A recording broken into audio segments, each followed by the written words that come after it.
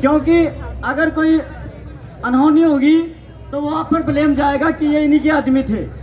इसीलिए कोई दुविधा ना हो किसी को, आप सब बैठने का कष्ट करें। और मैं आज विभिन्न संगठनों से आए सभी पदाधिकारीगण और SC/BC समाज के सभी बुजुर्गगण, युवा साथीगण और मेरी मातृशक्ति जो आज इस संघर्ष की लड़ाई में अपनी एकता का परिचय देने के लिए यहाँ एकत्रित हुए हैं, आप सभी का मैं दिल की गहराई से वंदन करता हूँ, अभिनंदन करता हूँ, आभार प्रकट करता हूँ, धन्यवाद करता हूँ। साथियों, यह समय महापुरुषों के इतिहास को बतलाने का नहीं है।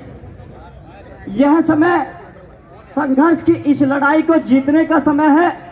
और संघर्ष की लड़ाई को जीतने के लिए अगर बलिदान भी देना पड़ा तो अखिल भारतीय सफाई कर्मचारी कल्याण संघ का एक एक कार्यकर्ता अपने लहू की बूंद का बलिदान देने के लिए तैयार है। साथियों, इस लड़ाई में अगर सबसे ज्यादा हमें आवश्यकता है तो वो हमारी मातृशक्ति की है। अभी हमारे से पूर्व आदरणीय सुरेश टाक जी ने एक बहुत ही अच्छी बात कही। शायद कुछ युवा साथियों ने उनकी बात का बुरा महसूस किया, लेकिन बात कहीं ना कहीं सत्य है। यह कोई पहली घटना नहीं है। वाल्मीकि समाज की बस्ती में घुसकर 200 से 250 दबंगों ने जो उत्पात मचाया, उसने पुराने इतिहास की याद दिला दी। साथियों, अगर हम अत्याचार की बात करें तो शायद अंग्रेजों के शासन में भी SC/BC समाज पर ऐसा अत्याचार नहीं होता होगा जो आज के दौर में हो रहा है।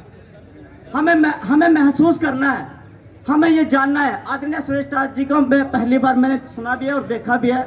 मैं भाई साहब का दिल की गहराई से धन्यवाद करता हूँ। ये समय वो है, ये कोई पहला कांड नहीं है। इस कांड से पहले हमने रमन वाल्मीकि को खोया है, हमने रमन वाल्मीकि से पहले लारा को खोया है। अभी जुलाई में भी त्रावड़ी के अंदर हमारे ही जिला के अध्यक्ष आदरणीय कृष्ण सूद जी हैं, उनके भतीजे को भी चाकू मारा था और वहां पर भी बहुत अनहोनी हुई थी, वहां पर भी हमने उनका समर्थन किया था। साथियों, यह लड़ाई यहाँ खत्म नहीं होती, ये हमें वहां से देखनी है जहां शुरू हुई थी, और ये लड़ाई हमें आज देखने की, आज लड़ाई कहां पहुंची है। साथियों, आदरणीय सुरेश टाक जी का मैं इसलिए नाम ले रहा हूं कि आदरणीय सुरेश टाक जी ने एक बात कही है, बड़ी महत्वपूर्ण कही है कि हमें देखना है कि रमन वाल्मीकि के साथ जो कांड हुआ था, जो उनकी हत्या हुई थी, उस समय इस समाज के साथ कौन खड़ा था और कौन इस समाज से दूर था।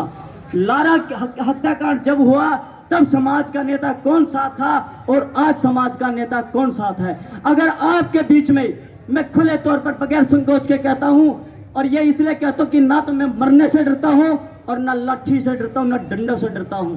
साथियों, आज जरूरत है हमें कि चाहे भाजपा का कार्यकर्ता आए, चाहे कांग्रेस का, चाहे इनेलो का, चाहे किसी भी पार्टी का कार्यकर्ता आपके बीच में आए, अगर वो आएगा तो आपकी वोट की राजनीति के लिए आएगा। अगर आपके बीच में तन मन धन से कोई खड़ा है तो वो ये साथी खड़े हैं जो आपके बीच में बैठे हैं, जो आज यहाँ पहुंचे हैं। सभी जो आएंगे अभी आपके पास, जो आएंगे वो वोट की राजनीति के लिए आएंगे। कोई सरकार को बचाने आएगा, कोई सरकार को बनाने आएगा और कोई सरकार को गिराने आएगा। साथियों, मैं मेरी महिला शक्ति से एक हाथ जोड़कर निवेदन करता हूं कि इस प्रकार का नेता कोई अगर आता है आपके बीच में, अगर आपको लगे कि यह हमारा साथ नहीं दे सकता, तो अपने हाथों की चूड़ियां निकालकर उनके सामने रख देना। आप बोल देना कि ये चूड़ियां पहनो और बैठ जाओ, हम अपनी लड़ाई खुद लड़ेंगे। साथियों, इस संघर्ष की लड़ाई में जहां तक मेरे संगठन की बात है, अखिल भारतीय सफाई कर्मचारी कल्याण संघ की, तो आज हम एक निर्देश देंगे। हर जिला के अंदर हमारा संगठन राष्ट्रपति के नाम, प्रधानमंत्री के नाम और SC/ST आयोग में एक ज्ञापन भेजेगा और इस गांव के पीड़ित व्यक्तियों को न्याय दिलाने का काम करेगा।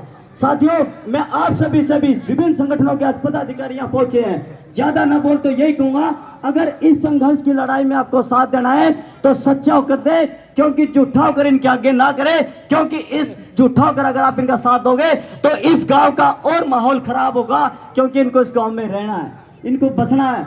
और मैं जहां तक भी इस माइक की आवाज पहुंच रही है, मैं इस गांव के 36 बिरादरी के लोगों से एक निवेदन करता हूं कि इस गांव के भाईचारे को बचाने का काम करें, इस गांव की इस लड़ाई को जाति विरोधी बनाने का प्रयास ना करें। और अगर जाति विरोधी भी बनानी है तो मैं नौजवान साथियों से कहूंगा कि भाई अपने सर पर कफन बांध लो, ऐसे थूक बलोड़े से कुछ नहीं होता, ऐसे थूक बलोड़े से कुछ नहीं होता। क्योंकि मेरे जैसे, मैं स्पष्ट रूप से कहता हूं, मेरे जैसे दलाल शायद और भी आएंगे, मैं अपने आप पे रख के बात करता हूं, किसी और के आघात पहुंचेगा। मेरे जैसे दलाल और भी आएंगे, थूक बोलो कर चले जाएंगे, लेकिन जब आवश्यकता लठ बजाने की और गोली चलाने की पड़ेगी, वो स्विच ऑफ करके बिलों में घुस जाएंगे, लड़ाई आपकी रह जाएगी। साथियों, आपको अगर संघर्ष करना है, आपको सुभाष चंद्र बोस से लेकर आपको रमन वाल्मीकि और लारा को याद करना होगा। और मेरी बात से या मेरे शब्द से किसी साथी को आघात पहुंचा है तो मैं सभी से हाथ जोड़कर निवेदन करता हूं, भाई मुझे अपना बेटा, अपना भाई, अपना साथी समझकर माफ कर देना। मैं महिलाओं से, मेरी मातृशक्ति बेटी है, मैं उनसे दोबारा फिर अपील करता हूं, आपके बीच में जो भी नेता है उसको चूड़ी पे चूड़ी देने का काम करे, बाकी वो अपने आप कर देंगे। ये आजमाइश की बात है, मैंने फार्मूला आजमाया है, ये फार्मूला बढ़िया है।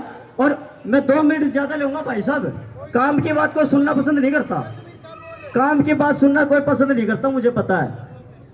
मैं आपसे इसलिए कहूंगा क्योंकि जो काम ये नहीं कर सकते ना, वो काम आप कर दोगे। इनको तो गिरफ्तार भी कर लेंगे, आपको कोई गिरफ्तार नहीं कर सकता। और आप आगे खड़े हो, पीछे की लड़ाई हम लड़ेंगे, जो लड़नी है। हम नहीं कहते हम आगे की लड़ेंगे, क्योंकि हमें तो हमारे साथी बैठे हैं, बहुत सारे को फंसाया गया है, बहुत सारे साथी प्रताड़ित है।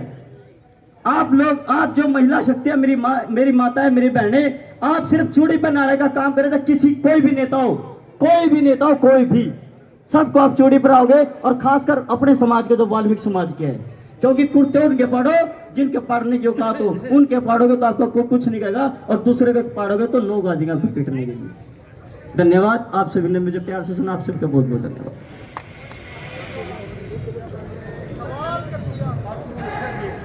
हमारे रोशन भाई ने